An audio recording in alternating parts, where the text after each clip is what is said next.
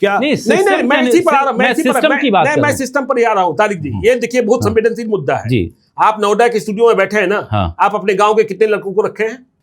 नमस्कार, मैं तारिक अहमद, आप देख रहे हैं द हिंदी टॉप। हम चुनाव विश्लेषण लेकर के आए हैं आपके लिए।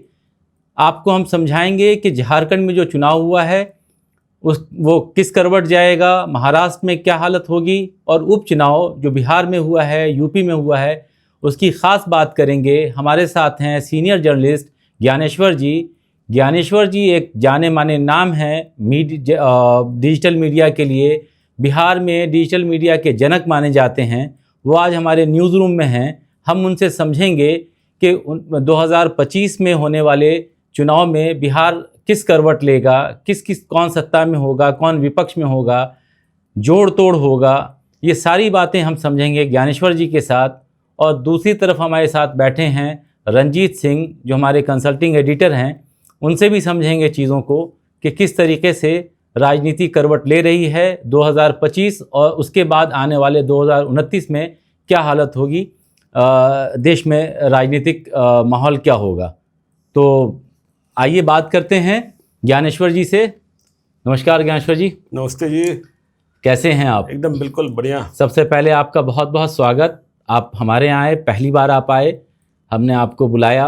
एक तो आपको अपना स्टूडियो दिखाने के लिए, समझने के लिए आपसे, आप इसमें काफ़ी पुराने हैं, आपने एक ज़ीरो से स्टार्ट करके बहुत बड़ी संस्था, एक आप ऐसा, लोग की शुभकामनाएं हैं। हाँ, शुक्रिया आपका।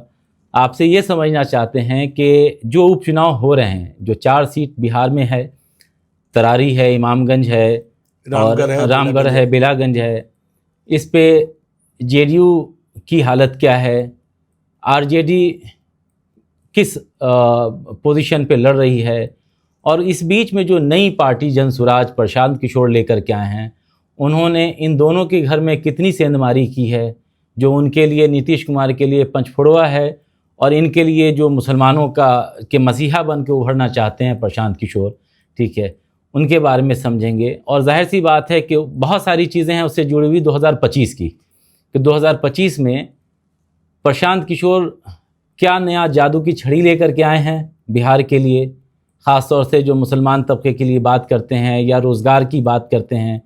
तो उस पूरे मुद्दे पे हम आपसे समझना चाहेंगे, और नीतीश कुमार की पार्टी जेडीयू की स्थिति क्या होगी वो समझना चाहेंगे।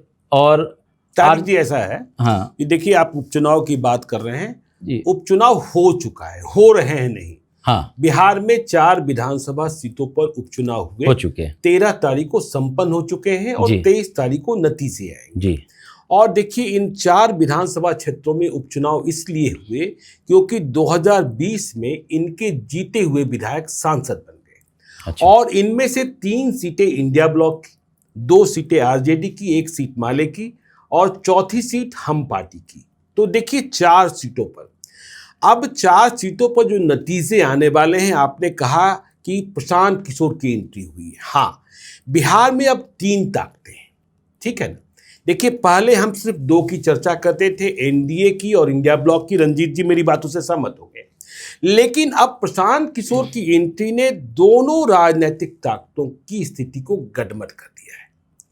और देखिए प्रशांत किशोर इन 4 विधानसभा क्षेत्रों की उपचुनाव में कोई भी सीट जीतने नहीं जा रहे हैं, यह बात तय है जी। लेकिन वह यह साबित करने में सफल रहे हैं, जो यह बात कही जाती थी, आरोप यह लगता था कि वह बीजेपी की बी टीम है, तो कहीं उन्होंने बीजेपी का खेल बिगाड़ा है और कहीं उन्होंने इंडिया ब्लॉक का खेल बिगाड़ दिया। मतलब आपके कहने का मतलब है दोनों तरफ वो बराबर खेल रहे हैं। हाँ, दोनों तरफ बराबर खेल रहे हैं, और इसका मतलब हुआ 2025 की भूमि तैयार कर रहे हैं। देखिए उपचुनाव में हारने के बाद भी प्रशांत किशोर बने रहेंगे बिहार में ही, क्योंकि प्रशांत किशोर ने कहा कि 10 वर्ष हमने चुनावी रणनीति में वक्त लगाया, अब 10 वर्ष हमने बिहार को देने का फैसला किया है। तो अब देखिए 4 विधानसभा क्षेत्रों के उपचुनाव की यदि हम बात करें, एक एक सीट को लेकर बात करें, चलिए शुरुआत करते हैं बेलागंज से जी। बेलागंज 34 वर्षों से आरजेडी के कब्जे में, हाँ, वो 34 वर्षों से एमपी हो गए, सुरेंद्र यादव, ठीक है, 34 वर्षों से आरजेडी के कब्जे में। 2010 में जब नीतीश कुमार ने मिरेकल कर दिया था, आरजेडी का सफाया कर दिया था, तब भी बेलागंज की सीट जो है सुरेंद्र यादव ने जीत ली थी। लेकिन इस बार देखिए प्रशांत किशोर के कारण यह सीट फंस गई है। अच्छा। और देखिए नीतीश कुमार ने क्या किया, यानी मुसलमान कैंडिडेट देकर के उन्होंने फंसाने की कोशिश की। देखिए नहीं फंसाने की कोशिश की है, देखिए हर कोई कोशिश ही करता है राजनीति में, ठीक है ना। तो मुसलमान कैंडिडेट की बात नहीं हो रही, केवल मुसलमानों का वोट ही नहीं बिगड़ा है, देखिए भूमियारों का वोट भी बिगड़ गया है। अच्छा, ठीक है। वहां उम्मीदवार कौन, देखिए सबसे पहले नीतीश कुमार ने यह किया, बेलागंज में यादव को यादव से लड़ाया। हाँ। लोहे को लोहे से काटने की कोशिश की है। सुरेंद्र यादव एक ताकतवर, बिल्कुल दबंग, जाहिर है तभी वो एमपी भी बने हैं। हाँ, उनके बेटे डॉक्टर विश्वनाथ यादव। और यह भी सही है कि सुरेंद्र यादव 34 साल से जीतते रहे हैं, इसकी वजह यह रही है कि वह अपने क्षेत्र से कनेक्ट रहे। देखिए 1990 से 2024 तक शायद ही कोई शनिवार और रविवार रहा होगा जिसमें सुरेंद्र यादव कभी कभी गया में न रहे हो। अच्छा। शनिवार रविवार वह गया में ही रहते हैं और वहां जो फरियादी आते हैं, लोग कहते हैं 3 लाख 4 लाख रुपए खर्च है इन 2 दिनों में प्रत्येक हफ्ते। लेकिन लड़ाई किससे हो गई, मनोरमा देवी। मनोरमा देवी कौन, बड़ा नाम, बिंदी यादव की पत्नी, रॉकी यादव की मां। तो नीतीश कुमार ने कोशिश की लोहे से लोहे को काटने की। और देखिए जो बेलागंज का समीकरण है, यदि वहां मुसलमान और यादव एक हो जाए तो ये डेडली इक्वेशन होता है, रंजीत जी को पता होगा, ठीक है ना। लेकिन क्या हुआ, अमजद को उम्मीदवार बना दिया और प्रशांत किशोर जो रणनीतिकार है, उन्होंने देखिए किस तरीके से खेला किया। पहले वहां खिलाफत हुसैन, प्रोफेसर खिलाफत हुसैन को उम्मीदवार बनाया, लेकिन यह लगा कि वह बहुत मजबूती से नहीं लड़ पाएंगे, तो अमजद को, हाँ, और अमजद पहले भी 2 बार लड़ चुके थे। और प्रशांत किशोर ने यह संदेशा देकर, देखिए प्रशांत किशोर ने क्या कहा कि हम 2025 में 40 विधानसभा क्षेत्रों में मुसलमान उम्मीदवार देंगे। और कहां देंगे, वहां देंगे जहां तेजस्वी यादव जो हैं, देखिए यदि उन्होंने मुसलमान खड़ा किया तो हम मुसलमान नहीं देंगे, लेकिन वहां जरूर देंगे जहां मुसलमान नहीं है, नहीं जहां मुसलमान के मत से यादव विधायक चुनाव जीत जाते हैं, ठीक है ना।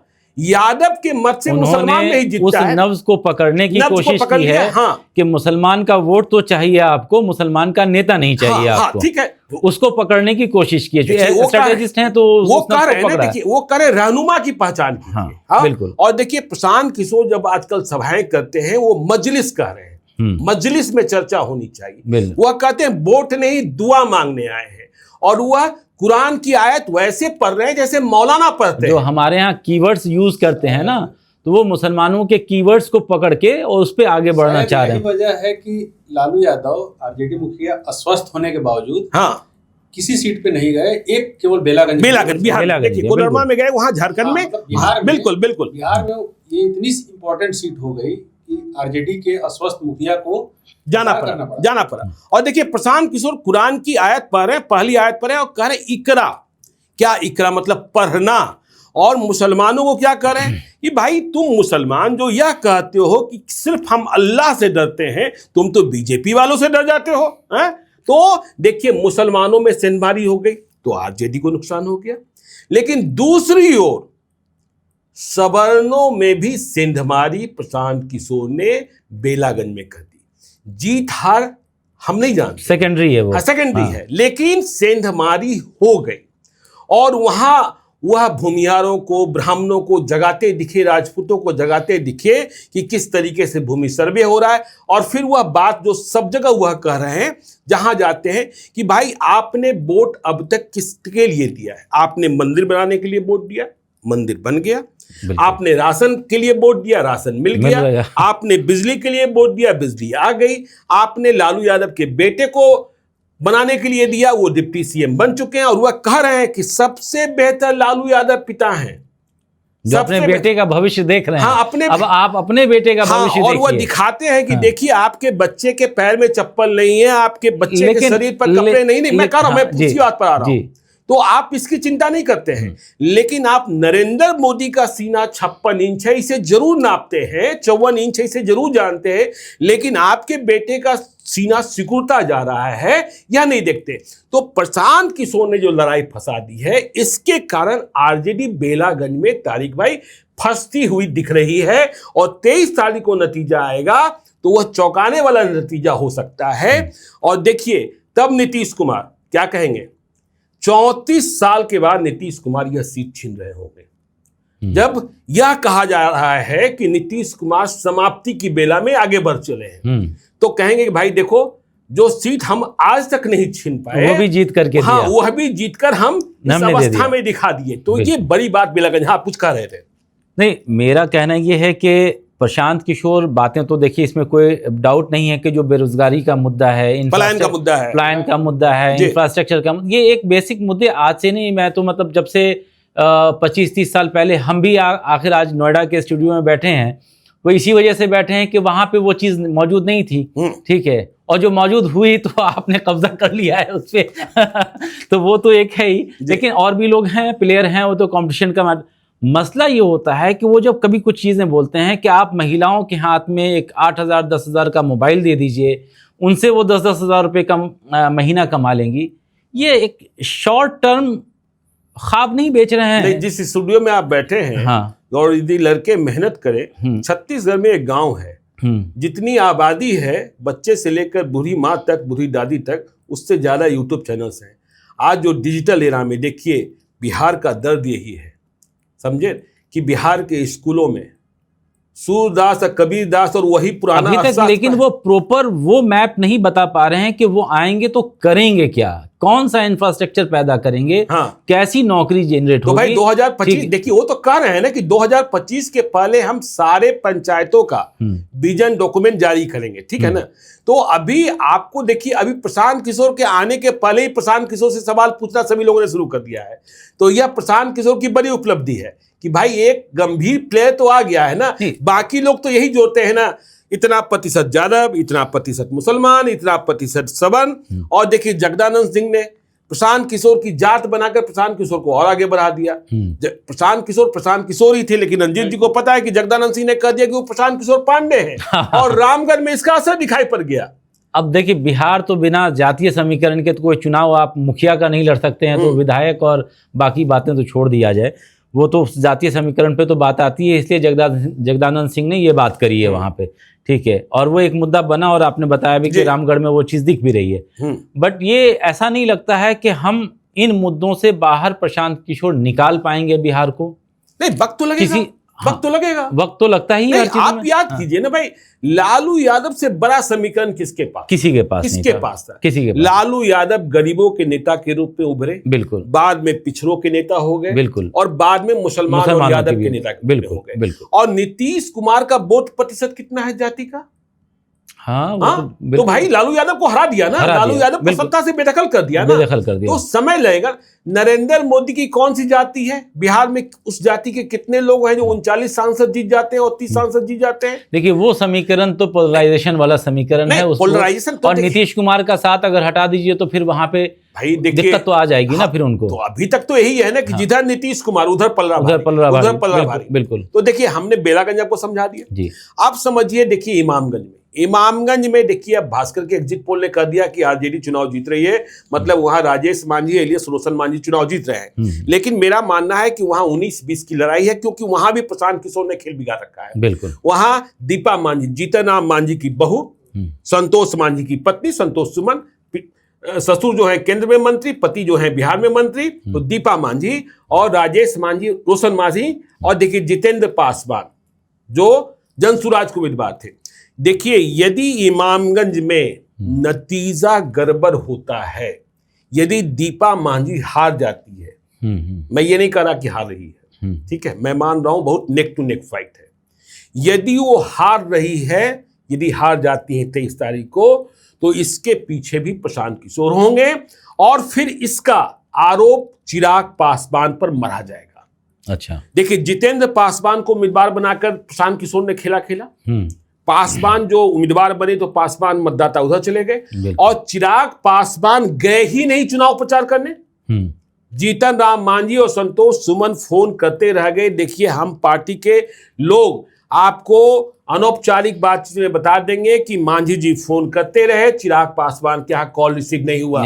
तो आरक्षण के भीतर आरक्षण कोटा की जो लड़ाई है वह लड़ाई और बढ़ जाएगी, और यदि दीपा मांझी हारती है तो चिराग पासवान बनाम जीतन राम मांझी की लड़ाई देखने को मिलेगी। तारिक जी, रंजीत जी, इस बात को याद रखिएगा, समझे? फिर तो 2025 के चुनाव से पहले तो हाँ, ये खटपट, देखिए खटपट तो ऐसे भी होनी है। देखिए, सुप्रीम कोर्ट ने फैसला दिया है, हरियाणा में लागू हो गया, समीक्षा याचिका भी खारिज हो गई, तो इस पर विवाद तो बढ़ना ही बढ़ना है, आरक्षण के भीतर आरक्षण। और फिर देखिए, नीतीश कुमार ने पहले ही खेला किया था।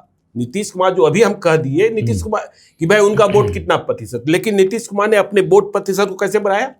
पिछड़ा, अति पिछड़ा, दलित, महादलित, हाँ, तो इस तरीके से उन्होंने लड़ाई, मतलब अपना वोट बढ़ा लिया था। तो इमामगंज में ये लड़ाई आपको देखने को मिली। देखिए, अब तरारी में क्या, तरारी में बीजेपी की जीत की संभावनाएं हैं, सुनील पांडे के बेटे की। और वहां देखिए 2015 से जो माले जीतता आ रहा है उसे इस बार शायद झटका लग सकता है। लेकिन यदि प्रशांत किशोर के उम्मीदवार किरण देवी को 10,000 से अधिक मत आया तो चुनाव मतगणना के दिन अंतिम वोट की गिनती तक सांसें अटकी रहेगी। बिल्कुल। वैसे मुझे नहीं लग रहा है, क्योंकि सबसे खराब परफॉर्मेंस जनसुराज का वही तरारी में होने जा रहा है। वहां आपने देखा था प्रारंभिक रूप से झटका लगा था, कैंडिडेट जो चेंज हुए थे उनके। हाँ, तो retired lieutenant general SK Singh जो आए वो वहां के हमने भी एक सवाल खड़ा किया था हमारी वेबसाइट पे thehindytop.com पे भी हमने खबर भी जारी किया था कि जब हमने कई लोगों से बात भी करी थी वहां पे, इत्तेफाक से रंजीत जी उसी एरिया से आसपास से आते हैं, हमने ये जानने की कोशिश की थी कि ये जो लेफ्टिनेंट साहब को तो लाया गया है, उन्होंने अपने गांव में क्या किया। कैंडिडेट तो बन गए, सिर्फ साफ सुथरी छवि होना ही काफी नहीं होती है चुनाव के लिए, क्योंकि कई चीजें इलाके के लोगों को उम्मीद होती है कि हमारे इलाके में अगर सेना का कोई बड़ा अधिकारी है तो हमारे इलाके के लड़कों के लिए उसने क्या किया है। देखिए रंजीत भाई, देखिए यदि आप इसको व्यापक परिदृश्य में सोचिए, तारिक भाई या मैं ही, तो मैं इसे मानता हूं कि यह नजरिया गलत है। क्या रिटायर्ड जनरल एसके सिंह अपने इलाके के लोगों को भर्ती कैसे करा देते? क्या नहीं, मैं इसी पर आ रहा हूं, मैं सिस्टम पर ही आ रहा हूं। तारिक जी, ये देखिए बहुत संवेदनशील मुद्दा है। आप नोएडा के स्टूडियो में बैठे हैं ना, आप अपने गांव के कितने लड़कों को रखे हैं? मैं अपने गांव के कितने लड़कों को रखा हूं? नहीं, जो सवाल इसमें एक डिपेंड करता है ना कि मेरे गांव का लड़का अगर टैलेंटेड है, फिर वही बात, उसको मौका देता हूं या नहीं देता। वही बात हो गई ना, तो सेना में भर्ती की प्रक्रिया है ना, सेना में भर्ती की प्रक्रिया है ना भाई। परसेंटेज तो देखा जाएगा ना कि क्या पूरे इलाके में कोई भी नहीं था इसका। भाई नहीं, अब सेना में भर्ती की प्रक्रिया है ना, उसके मालिक वो नहीं होते, सेना भर्ती बोल होता है। ठीक है, आप पूछिए ना नीतीश कुमार से कल्याण विभाग के कितने लड़के भर्ती हो गए, इसका मतलब आपके गांव में कोई टैलेंटेड नहीं है इसलिए आपने भर्ती नहीं किया। नहीं, आप जवाब दीजिए ना, आप जवाब दीजिए ना। नहीं रंजीत जी, आप जवाब दीजिए इसके। आप तो भर्ती वाले में है, आपके गाँव में कोई पढ़ा लिखा नहीं, कोई पत्रकार बनने लायक नहीं, इसलिए आपने भर्ती नहीं किया, हमने भर्ती नहीं किया। हाँ, तो इसका मतलब हम बड़े आदमी होने का मतलब हम भ्रष्ट हो जाए? नहीं, मैं उनको भ्रष्ट नहीं बोल सकता हूं। अरे भाई, आप तो आप लालू यादव कहां से देख रहे हैं? किस चीज के लिए चल रहा है सीबीआई जांच? किसके लिए चल रही है? किन लोगों की भर्ती हुई थी? तो ऐसे सवाल यदि आप दूसरे से पूछते हैं तो अपने आप से भी पूछिए कि आप जिस कुर्सी पर बैठे हैं अपने क्षेत्र के कितने लोगों को नौकरी दी और रोजगार दिया आपने? अगर आप वैसी बात देखेंगे तो मेरे यहाँ पे अगर टैलेंट कहीं पे अगर दिख रहा है तो मेरे यहाँ मैक्सिमम लोग बिहार से, मैं बिहारी हूँ। अरे फिर तो भाई सेना बिहार से, भाई तो सेना में अगर टैलेंटेड लोग मेरे पास यूपी का भी बंदा है। भारत पाकिस्तान की लड़ाई में, जब करगिल की लड़ाई में अंतिम लड़ाई फंसी थी तो बिहार रेजिमेंटल सेंटर ने जीता था। तो सेना में बिहारी नहीं है तो फिर इसके लिए रिटायर्ड जनरल सिंह को बाबा ही दीजिए। अरे आप गांव पर क्यों ले जाते हैं? आप गांव पर क्यों ले जाते हैं भाई? मुद्दा कहीं ना कहीं चुनाव में आपका वो आता है कि आपने क्षेत्र के लिए क्या किया है। बहुत छोटी सोच का मुद्दा है। देखिए, उन्हें वे जनप्रतिनिधि नहीं थे, वो सेना के टॉप अफसर थे।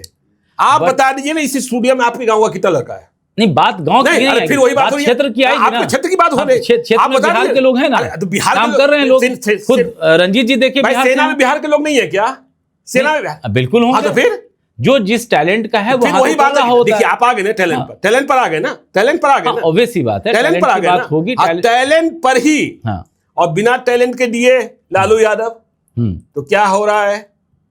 नहीं अरे आइए नहीं, लॉजिकल डिबेट कीजिए ना, लॉजिकल डिबेट कीजिए ना।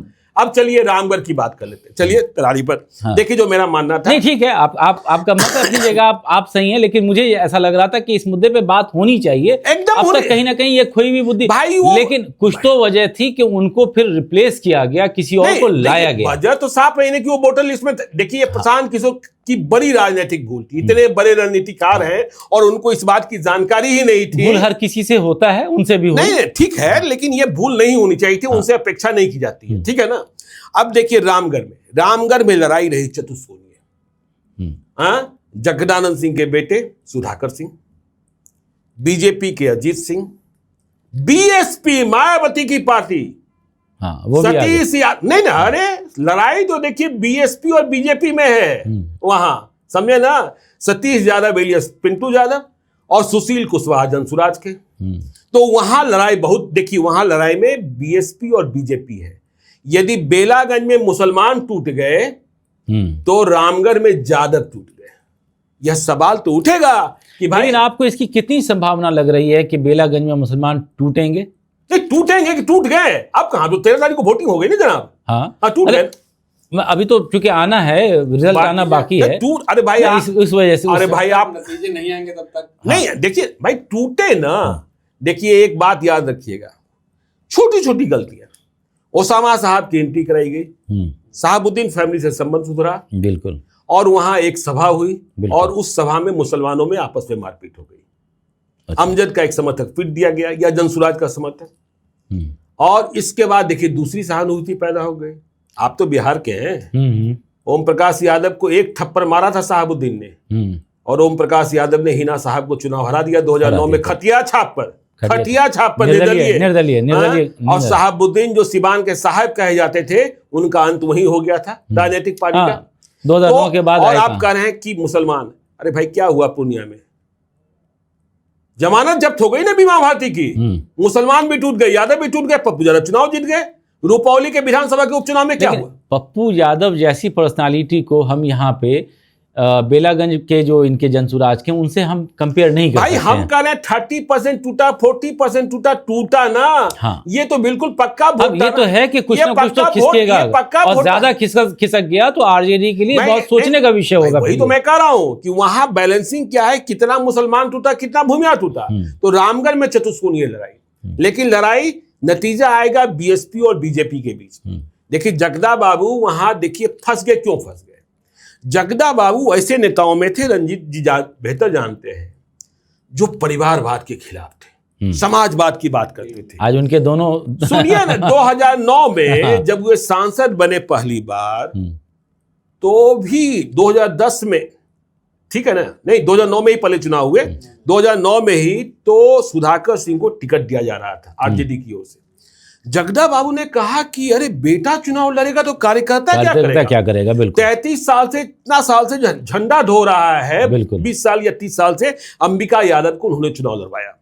2010 में उन्होंने अपने बेटे को हरवाया, ठीक है ना, उसके खिलाफ प्रचार किया। हाँ, और देखिए बेटा भाजपा में चला गया, फिर अभी जो फिर अजीत वापस आया, तो सांसद ही बन गए।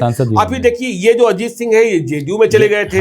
अब देखिए एक बेटे को उन्होंने एमएलसी में लड़ा दिया। तो वहां जगदा बाबू परिवारवाद में फंस गए, और वहां दो राजपूत की लड़ाई हो गई, राजपूत का मत बच गया, वहां ब्राह्मण भी बटा है, ठीक है ना। और वहां देखिए यादव चले गए उधर, और वहां दलितों की बड़ी आबादी है। तो यही स्थिति है। और देखिए 2025 के बारे में हम आपको यह बता दें कि 2025 की लड़ाई में प्रशांत किशोर एक फैक्टर होंगे, और वह किसका खेल बनाएंगे, किसका खेल बिगाड़ेंगे, यह देखने वाली बात होगी। लड़ाई सिर्फ आमने सामने की नहीं होगी, तीसरा भी मजबूती से मौजूद रहेगा, क्योंकि संसाधन की कमी नहीं है और नजरिए की कमी नहीं है। कुल मिला जगह पे वो हर सीटों पे ही नहीं, अकेली पार्टी होगी ना जो 243 पर लड़ेगी। हाँ, मतलब हर सीटों पे वो पार्टियों का जो पहले स्थापित पार्टी है। हाँ, इसी वजह से आरजेडी ने जो अपना पुराना जो किला था, उसकी ईंटें दुरुस्त करना शुरू कर दिया। हर उस क्षेत्र में जो पुराने यादव नेता उनके टूटे पड़े थे, उनको समेटना शुरू किया, मुसलमानों पे फोकस किया, सीमांचल में जो तस्लीमुद्दीन की फैमिली थी उसको पहले लेके आए। भाई आप ये बताओ ना, मिथिलांचल में फातिमी साहब को लेके आए, फातिमी को लेके आए। तारिक भाई जो आप ये बताओ ना, लेकिन ये सब सही है कि आपने ठीक करना शुरू किया। रामगढ़ में यादव क्यों टूट गए?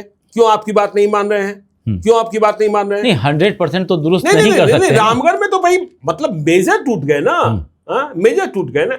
आपको निजी महत्वाकांक्षा, अरे आज पूर्णिया की सीट तो इंडिया ब्लॉक की सीट होती ना। वो एक तेजस्वी यादव की मेरे ख्याल से सिवान में बड़ी भूल है। सिवान की सीट पे इंडिया ब्लॉक की होती, तो इंडिया ब्लॉक की होती। अगर वो वक्त पे हिना साहब को शामिल करके उनको टिकट दे दिए होते, उनकी सीट होती। पूर्णिया पप्पू यादव तो खुद मिलने तक गए थे, ठीक है, लेकिन वो शायद मेरे ख्याल से राजनीतिक महत्वाकांक्षा से ज्यादा ईगो की भी लड़ाई हो गई थी शायद। आपसे आज पहली बात हो गई, फिर लगातार बातचीत जारी रहेगी। ठीक है। एक जो बीच बीच में आ जाता है कि अभी भी नीतीश कुमार अभी हाल में भी फिर एक बार बोले थे कि हम यहीं हैं, मतलब अब उधर नहीं जाएंगे टाइप से। देखिए ये तो देखिए ये जब बार बार कहते हैं ना, तो मेरा भी कान अब पक गया है, ठीक है ना। मतलब उसको पब्लिक सीरियस नहीं ले। अब नहीं, पब्लिक सीरियस ना ले, नीतीश कुमार की सेहत को लेकर समझते ही हैं।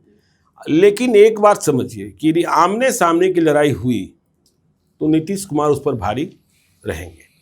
नीतीश कुमार वैसे नेता हैं जिनके बारे में कई बार मृत्यु लेख लिख दिया गया, ठीक है ना, कि अब ये समाप्त, राजनीतिक मृत्यु लेख की बात कर रहे हैं।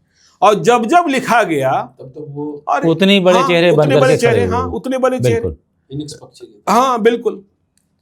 तो मतलब 2025 त्रिकोणीय होगा, 2025 त्रिकोणीय दिलचस्प होगा, दिलचस्प होगा। ये कहना मुश्किल है कि नीतीश कुमार ही अपनी पारी खेलेंगे या तेजस्वी यादव आएंगे, या फिर बीच से उभर करके नहीं, मतलब अभी चक्के की धुरी जो है प्रशांत किशोर भी हो सकते हैं। नहीं, 2020 में जब जिस तरीके का तेजस्वी यादव ने चुनाव लड़ा था, लग रहा था कि अगर उस समय ऐसा लगा कि थोड़ा सा और मेहनत होता या थोड़ा सा भी और करते तो ये निकल जाते इस तरीके। चिराग पासवान ने 38 सीटें आरजेडी को जिता दी, इसका भी तो याद रखिए। यदि चिराग पासवान हनुमान नहीं बनते और नीतीश कुमार को डैमेज नहीं करते तो 38 सीटें तो और जेडीयू, जो देखिए नीतीश कुमार के मन में किस बात का मलाल है कि मैं नंबर 3 की पार्टी हूँ, मैं नंबर 3 की पार्टी होगी। बिल्कुल। अब प्रशांत किशोर किसको किसको डैमेज करेंगे, चलिए आगे भी चर्चा होगी। चलिए आगे चर्चा भी हम करते रहेंगे, ज्ञानेश्वर जी से हम आपको रूबरू कराते रहेंगे। 2025 तक के चुनाव की जो भी अपडेट्स होगी हम आपको देते रहेंगे, और बने रहें आप द हिंदी टॉप के साथ। हमें एक्स यानी ट्विटर, फेसबुक और इंस्टाग्राम पर फॉलो करना ना भूलें।